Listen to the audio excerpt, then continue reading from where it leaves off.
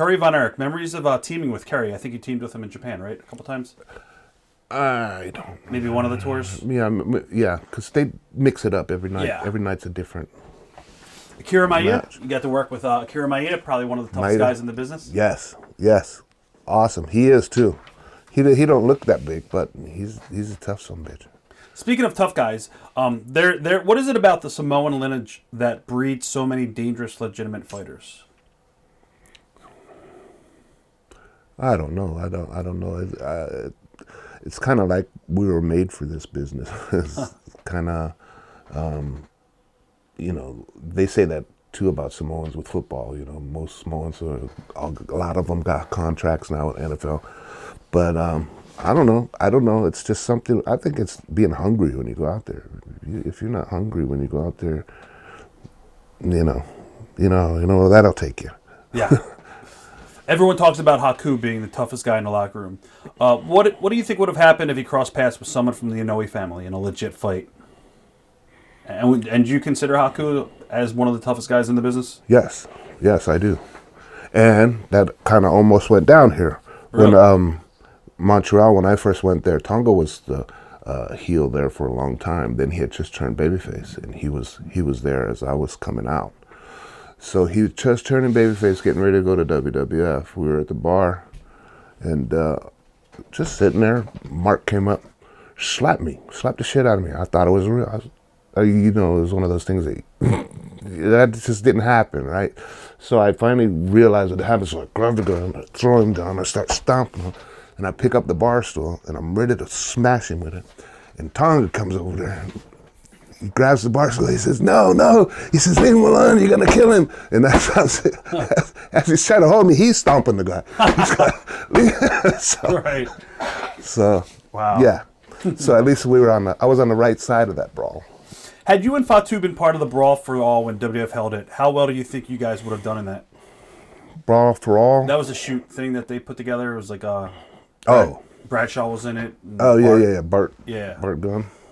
Yeah, I would have liked to try that, but I don't know. I don't know if they would let us play. What was the worst locker room fight you ever saw? Oh, Lord. I haven't really seen too many locker room fights unless we were doing it. Yeah. No, I can't really think of any. All right. You also worked for Florida Championship Wrestling down in Florida, obviously, as the, Tahitian Prince? Mm-hmm. Who was running the territory at the time? Was it Eddie still there? Or No. Okay, this is after Dusty was coming in booking. What the guy's name? Mike Graham? Yeah, he was just almost done. I think he committed suicide there, unfortunately. But that was Eddie, right. His dad. Yeah. Oh, okay. Yeah. Eddie killed. Yeah. Memories of working with some of the talent down there. There's so many talents down there. There was Mike Graham, obviously Scott Hall, Scott Hall. Scott Hall, Luger was down there. Hall was there. A lot of fun with Hall. Rod Simmons, yeah. Stan Lane. Yep, Stan Lane. Simmons, we had a few fishing trips out there. He swears I take him in a place he says, "Samu, take me to a place with no fish and water's only up to my ankles." I was like, there was fish last time I was there. There's also Ed the Bull Gatner. He was just starting out in the business. And young Lex Luger, Steve Kern, Shaska Watley. Mm-hmm. There's lots of talents down there at the time. Pez was a big help to me too. The Armstrongs was down there. It was Tracy Smothers. Yeah. Fun territory? It was. It really was too much fun. Memories of teaming with Kevin Sullivan down there? Kevin was always like uncle. He was like an uncle, I always met him and seen him like in Hawaii or, I'd always see him around, especially a lot with the family too. So he kind of became like Uncle Kevin. Great mind for the business too. Yes. Wrestling the Road Warriors in Tampa for the first time. What was it like working with Hawk and Animal? Oh, I loved it. It was right down our alley, and we knew that we can, help build our name right there. That's all it would take was to be able to have a good run with these guys, and we found out that they were right down our alley. We beat the shit out of each other, and not loved it, but it was like I'd catch him with a kick and he'd go, oh, get up, brother. Give me a second. So And then it would happen, you know, back and forth. How were they to work with? Did they sell for you guys, or yeah? Yeah. Okay. Yeah. Okay. Memories of teaming with a young Yokozuna in Memphis, Tennessee. Oh, awesome. The great Coquina. Yep.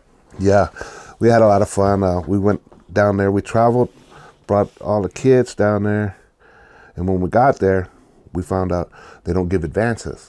And we had dirty diapers. We had just traveled so far. And we said, we need to talk to whoever's in charge. And Randy Hales got over to Jerry Lawler, and we told him Jerry got us an advance. And, you know, the rest was history. We didn't last there too long. We went back to Pensacola. Yep. You also ended up in World Class Championship Wrestling again, right? With Fatu around this period of time? Yeah. Fatu and me went there probably, I want to say maybe 87, 80, something like that, around there. It was after Montreal. When I was in Montreal with then I was able to get Fatu in as a babyface. And he did the Alofa Polynesian Prince up there. Who came up with the idea of teaming you and Fatu together initially? Me, when we left Canada, because he was a babyface, I was a heel, and you know, we always knew tag team growing up with my dad and my uncle. Was that always one of your goals? You knew you were going to be a tag, or did you want to be singles? No, tag was always the picture. Okay. Okay, yeah. Then when we was like, let's go to Dallas, and we could team up over there. When we got there, Michael Hayes was there, and he came up with the Samoan SWAT team name, and we loved it. So we took the name, and we took Buddy Roberts, and had a lot of fun with that. Any good memories of being managed by Buddy Roberts? Any good Buddy Jack stories? We were always, young kids growing up, always goofing around, always very hard on our managers, so to speak. Buddy was our manager. He'd get really drunk sometimes, and he would not be around. He'd be sleeping, and he's not ready. Our match we're on next. We're like, go get Buddy. And I'd say, just leave him there. And we'd start the match without it. And halfway through, he'd come out there so pissed off. We had him with, you know, he had the beads on, and they were all sideways. And we had him have the lava on with some wino shoes and socks coming up. And we just had a lot of fun with that gimmick. One time we were at the airport. He's staying away from me because he's trying to get some rest because he's hungover. And he's down at the next terminal part. We're all at the other one. And he's laying down. And I told this guy, I said, watch this. So I ran all the way down there, lit his pants leg on fire. And then by the time I got all the way back, I was blowing up. Now the wind finally catches his blue jeans. And now the wind starts going, and you see his leg starts kicking. Fucking Samoans. So, yeah. Watch thousands of exclusive shoot interviews right now on TitleMatchNetwork.com.